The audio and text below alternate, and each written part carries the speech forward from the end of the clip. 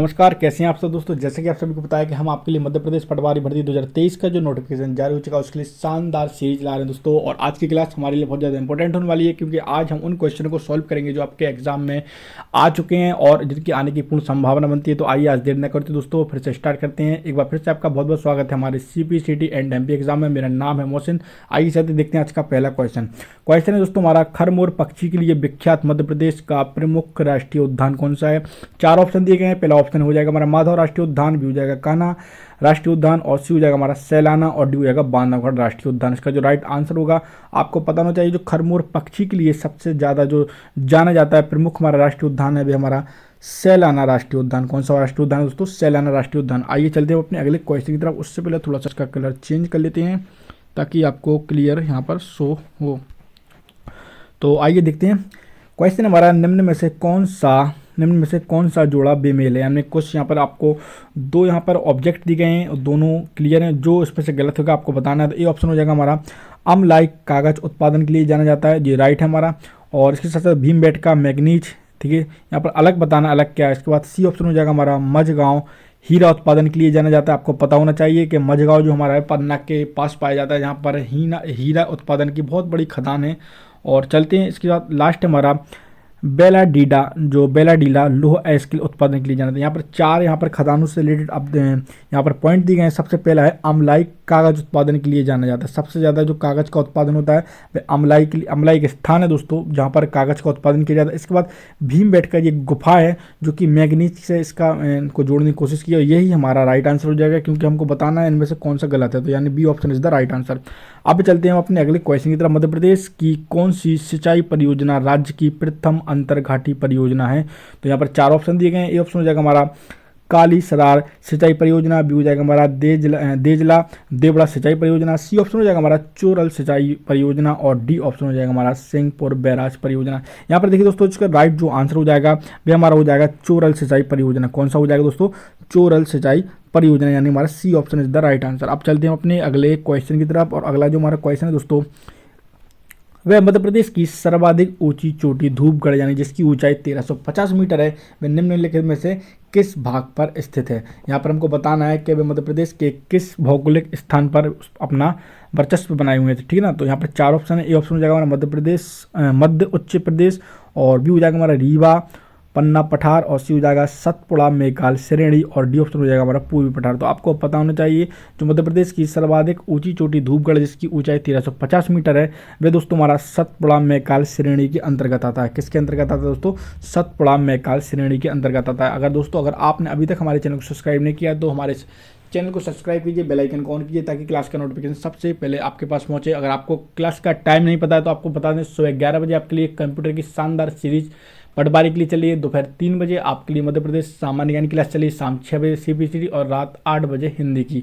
और मंडे यानी सोमवार से आपके लिए प्रबंधन की क्लास भी स्टार्ट होने जा रही है, तो उसको भी देखना मत भूलिए दोस्तों। तो अब चलते हैं अपने अगले क्वेश्चन की तरफ। क्वेश्चन है दोस्तों हमारा, मध्य प्रदेश सरकार द्वारा आयोजित प्रतियोगिता परीक्षाओं की तैयारी के लिए, यहाँ पर थोड़ा सा मिसप्रिंट हो गया है, इसको छोड़ दिए, ठीक है ना। यहाँ पर जो हमारा क्वेश्चन है वह हमारा सिक्योरिटी पेपर मिल कहाँ स्थित है।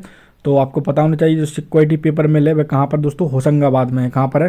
होशंगाबाद में, यानी डी ऑप्शन हमारा इज द राइट आंसर। अच्छा, यहाँ पर एक क्वेश्चन आपसे पूछा गया है सिक्योरिटी पेपर मिल कहाँ है, तो जो होशंगाबाद में, लेकिन प्रिंटिंग जो इसकी प्रिंट होती है जो कागज बनता है पैसों का वो बनता है हमारा होशंगाबाद में, लेकिन इसकी प्रिंटिंग कहाँ होती है? देवास में होती है। अब चलते हैं अपने अगले क्वेश्चन की तरफ। अगला जो क्वेश्चन है हमारा, मध्य प्रदेश का क्षेत्रफल कुल कितने वर्ग किलोमीटर का है। यहाँ पर कुछ ऑप्शन दिए गए हैं, डायरेक्ट आपको आंसर टिक करा के बता देते हैं, यानी हमारा 3,08,000 ये वाला इसका राइट आंसर हो जाएगा दोस्तों, यानी C option is the right answer. अब चलते हैं अपने अगले क्वेश्चन की तरफ।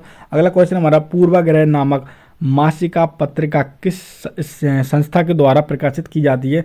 तो ए ऑप्शन हो जाएगा मध्य प्रदेश फिल्म विकास निगम, बी हो जाएगा हमारा मध्य प्रदेश कला परिषद और सी हो जाएगा कालिदास एकेडमी और डी ऑप्शन हो जाएगा भारत भवन। तो पूर्वाग्रह नामक की जो मासिक पत्रिका है दोस्तों वह हमारी भारत भवन के द्वारा जारी की जाती है, यानी D option is the right answer. अब चलते हैं अपने अगले क्वेश्चन की तरफ। अगला जो क्वेश्चन हमारा, निम्नलिखित में से कौन सा युग्म असत्य है। यहाँ पर हमको बताना है इनमें से कौन सा एक युग्म है जो गलत है दोस्तों। तो हमारा ए ऑप्शन हो जाएगा electronics complex Indore, right answer है क्योंकि इलेक्ट्रॉनिक्स कॉम्प्लेक्स इंदौर में स्थित स्थित है। इसके बाद बी ऑप्शन हो जाएगा हमारा कृषि कॉम्प्लेक्स छिंदवाड़ा, ये भी हमारा राइट आंसर है। और सी हो जाएगा हाई टेक कॉम्प्लेक्स ग्वालियर, ये गलत है दोस्तों, ये गलत है। और डी ऑप्शन हो जाएगा हमारा चर्म कॉम्प्लेक्स देवास, यानी इसका राइट आंसर है हमारा सी हो जाएगा कि हाईटेक कॉम्प्लेक्स ग्वालियर में स्थित नहीं है। अब चलते हैं अपने अगले क्वेश्चन की तरफ। अगला जो हमारा क्वेश्चन है दोस्तों वह हमारा मध्य प्रदेश में सर्वाधिक क्षेत्रफल यानी 36.5% की कौन सी मिट्टी पाई जाती है। तो आइए देखते हैं सबसे ज़्यादा मध्य प्रदेश में कौन सी मिट्टी पाई जाती है। तो आइए जानते हैं। ए ऑप्शन हो जाएगा हमारा जलोढ़ मिट्टी, बी हो जाएगा काली मिट्टी, सी हो जाएगा लाल मिट्टी पीली मिट्टी, और हमारा डी ऑप्शन हो जाएगा कछारी मिट्टी। तो आपको पता होना चाहिए लाल पीली मिट्टी सबसे ज़्यादा पाई जाती है, ठीक है ना दोस्तों, यानी C option is the right answer. अब चलते हैं अपने अगले क्वेश्चन की तरफ। मध्य प्रदेश के संपूर्ण वन क्षेत्र में सर्वाधिक भाग किसके वन पाए जाते हैं। कहने का मतलब है सबसे ज़्यादा मध्य प्रदेश में कौन से वन पाए जाते हैं उनके नाम बताना। ए ऑप्शन हो जाएगा हमारा सागौन, बी हो जाएगा बबूल, और सी ऑप्शन हो जाएगा हमारा साल के वृक्ष, और डी हो जाएगा हमारा बांस। तो सबसे ज़्यादा मध्य प्रदेश में जो पेड़ पाए जाते हैं वन पाए जाते हैं वे सागौन के पाए जाते हैं। किसके पाए जाते हैं? सागौन के पाए जाते हैं। अब चलते हैं सबसे ज़्यादा दोस्तों इनकी जो जनसंख्या है आपको बुंदेलखंड के क्षेत्र में देखने को मिल जाएगी। चलते हैं अपने अगले पॉइंट की तरफ दोस्तों, थोड़ा सा जूम को बढ़ा लेते हैं ताकि आपको क्लियर दिखे। ठीक है, ठीक है। प्राचीन काल में अभय किला किसे माना जाता था। तो यहाँ पर 4 ऑप्शन दिए। ए ऑप्शन हो जाएगा असीरगढ़ के किला को, और हमारा बी ऑप्शन हो जाएगा अजयगढ़ के किला को, डी हो जाएगा ग्वालियर के किला को, और हमारा इसके साथ साथ डी यानी लास्ट ऑप्शन हो जाएगा इनमें से कोई नहीं। तो आपको पता होना चाहिए इसका जो राइट आंसर है हमारा असीरगढ़ का किला, यानी A option is the right answer. प्राचीन काल में जो अभय का किला किस नाम से जाना जाता था? असीरगढ़ के किले को उसको जाना जाता था, ठीक है ना। और ग्वालियर के किले को आपको पता है किले का जबराल्टर भी कहा जाता है, ठीक है ना। बहुत ही शानदार व्यू लगता है। अब चलते हैं अपने अगले क्वेश्चन की तरफ। मध्य प्रदेश का सबसे बड़ा रेलवे जंक्शन कौन सा है। बिल्कुल नॉर्मल से बेसिक लेवल के क्वेश्चन आपके लिए लेकर आए हैं, कई बार एग्जाम में बार बार रिपीट होते हैं। तो मध्य प्रदेश का जो सबसे बड़ा रेल जंक्शन है यहाँ पर 4 ऑप्शन दिए हैं। ए ऑप्शन हो जाएगा कटनी, बी हो जाएगा इटारसी, सी हो जाएगा रतलाम, और डी हो जाएगा हमारा भुसावल। तो इसका जो राइट आंसर दोस्तों भी हमारा B option is the right answer. तो मध्य प्रदेश का सबसे बड़ा जो रेलवे जंक्शन है वो हमारा इटारसी है। तो अब बढ़ते हैं थोड़ा सा और आगे की तरफ, जानते हैं अपना अगला क्वेश्चन क्या है। अगला जो हमारा क्वेश्चन है मध्य प्रदेश का सबसे अधिक निचला क्षेत्र कौन सा होता है। तो यहाँ पर देखते हैं दोस्तों सबसे जो मध्य प्रदेश का जो निचला क्षेत्र है कौन सा। ए ऑप्शन हो जाएगा बुंदेलखंड का पठार, बी हो जाएगा हमारा बघेलखंड का पठार, सी ऑप्शन हो जाएगा हमारा मालवा का पठार, और डी हो जाएगा हमारा नर्मदा सोन घाटी।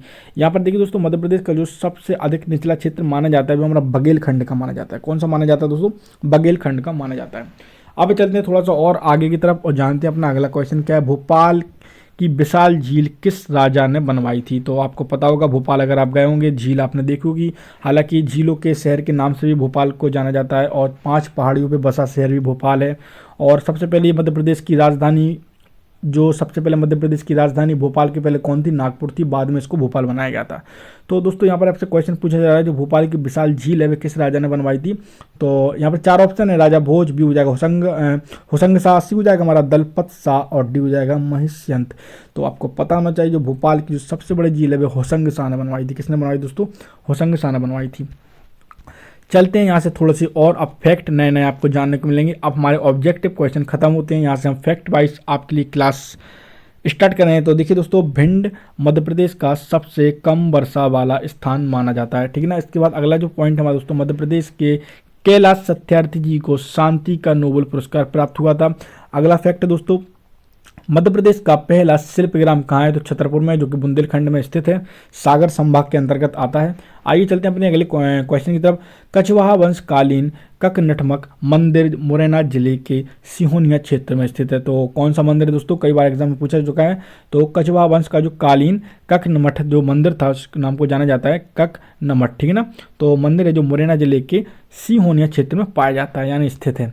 अब इसके बाद चलते हैं अपने अगले क्वेश्चन की तरफ। अगला जो क्वेश्चन हमारा मध्य प्रदेश की एकमात्र महिला जेल जो कहाँ पर है? होशंगाबाद में स्थित है।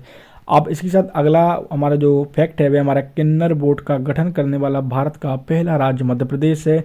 अगला जो फैक्ट हमारा मध्य प्रदेश का राजकीय पशु बारहसिंगा है, प्रमुख रूप से कान्हा राष्ट्रीय उद्यान में पाया जाता है। जब भी कान्हा राष्ट्रीय उद्यान की बात आती है, मध्य प्रदेश का सबसे पुराना और सबसे बड़ा राष्ट्रीय उद्यान हमारा कान्हा राष्ट्रीय उद्यान है, जो कि मंडला में स्थित है। अब इसके साथ साथ दोस्तों यहाँ पर देखिए अगला जो हमारा फैक्ट है वह हमारा कूनो पालपुर अभ्यारण्य जो कि श्योपुर जिले में स्थित है। इसको भी देखिए ग्वालियर संभाग के अंतर्गत आता है ये। अब चलते हैं अपने अगले क्वेश्चन की तरफ। कवि मुक्तिबोध का जन्म श्योपुर में हुआ था। तो कवि मुक्तिबोध का जन्म कहाँ हुआ था दोस्तों? श्योपुर में हुआ था। अगले क्वेश्चन की तरफ चलते हैं दोस्तों। 1946 में स्थापित सागर विश्वविद्यालय मध्य प्रदेश का सबसे पुराना विश्वविद्यालय। याद रखिए दोस्तों, जो सागर का विश्वविद्यालय है 1946 में इसकी स्थापना की थी और इस विद्यालय का नाम क्या है, डॉक्टर हरि सिंह गौर विश्वविद्यालय। तो ये मध्य प्रदेश का सबसे पुराना विश्वविद्यालय है दोस्तों। 1946 में इसको स्थापित किया गया था। और दूसरी चीज, ये सेंट्रल, इसको केंद्र द्वारा इसको केंद्र की मान्यता भी दी गई थी। 1984-86 के लगभग में इसको केंद्र विश्वविद्यालय के रूप में इसको घोषित कर दिया गया था। अब इसके साथ दोस्तों अगला जो क्वेश्चन है हमारा, वह हमारा एरण अभिलेख सागर में सती प्रथा का उल्लेख मिलता है। तो जो हमारे एरण के अभिलेख हैं वे सागर में मिलते हैं और सती प्रथा का उल्लेख इनसे हमको मिलता है। तो दोस्तों आज के लिए क्लास में इतना ही। उम्मीद है क्लास आपको पसंद आई। कल हम एक और नए कंटेंट के साथ और इससे अच्छी क्लास आपके लिए देने की कोशिश करेंगे। मिलती हैं अगली क्लास में। चलिए जब तक के लिए जय हिंद, जय भारत।